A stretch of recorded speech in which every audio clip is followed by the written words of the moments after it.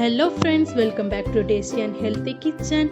இன்றைக்கி நம்ம பார்க்க போகிற ரெசிபி ஒரு சூப்பரான ரெசிபி தான். மண் சட்டியில் சிறுகீரை கடையல் எப்படி செய்கிறது அப்படின்றத பற்றி தான் இந்த வீடியோவில் நான் ஷேர் பண்ணுறேன். வாங்க வீடியோக்குள்ளே போகலாம். ஆல்ரெடி ஒரு டேபிள் ஸ்பூன் ஆயில் விட்டு வடகம் போட்டு மிளகாய், அதாவது குண்டு மிளகாய் போட்டு வறுத்து வச்சுருக்கேன், தாளித்து வச்சுருக்கேன். இதை எடுத்துக்கலாம் தனியாக. இதை எடுத்துடுறேன். இந்த வடகம் இந்த இதெல்லாம் தனியாக எடுத்துக்கிறேன்.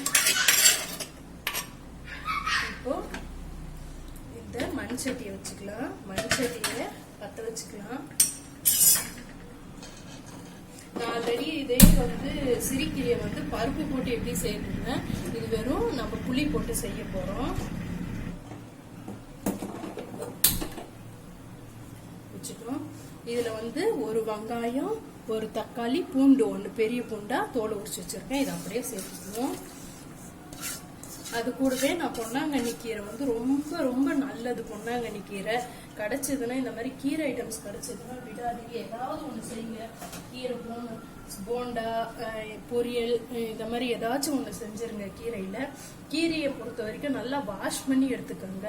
அப்பதான் அதுல பூச்சி மருந்து ஏதாவது அடிச்சிருந்தாங்கன்னா போயிடும். கீரையை மட்டும் எப்போ செஞ்சாலும் நல்லா வாஷ் பண்ணி செஞ்சிருங்க.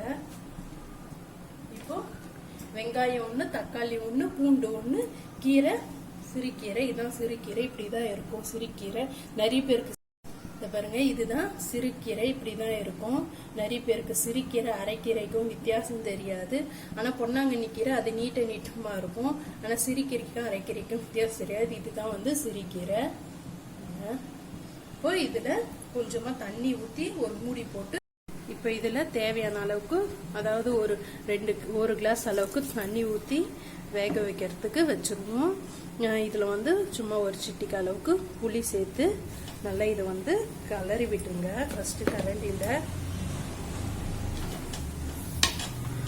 இது நல்லா வேகட்டும்.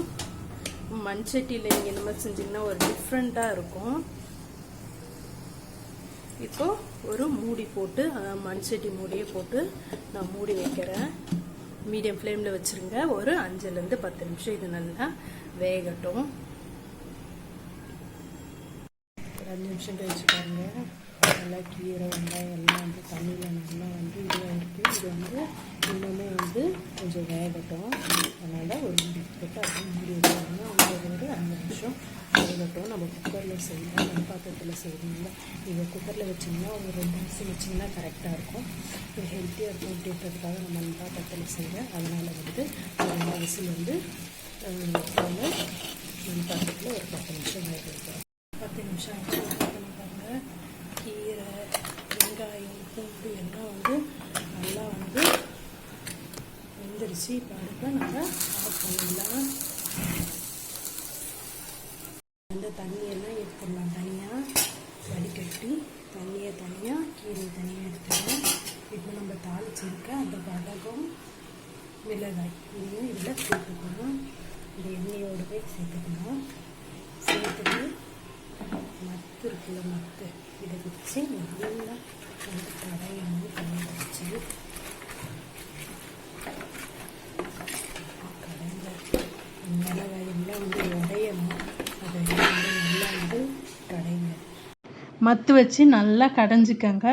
நல்லா கடைஞ்சி கொஞ்சமாக நம்ம அந்த வடிகட்டி வச்ச தண்ணியை சேர்த்து நல்லா கடைஞ்சி எடுத்துக்கோங்க. மத்து யூஸ் பண்ணி சூப்பராக இருக்கும். இந்த வீடியோ பிடிச்சிருந்தா லைக் பண்ணுங்கள், ஷேர் பண்ணுங்கள், கமெண்ட் பண்ணுங்கள். மறக்காமல் நம்ம சேனலை சப்ஸ்கிரைப் பண்ணுங்கள். இது உங்களுக்காக சூப்பரான ஒரு சிறுகீரை கடலை ரெடி ஆயிடுச்சு. தேங்க்யூ.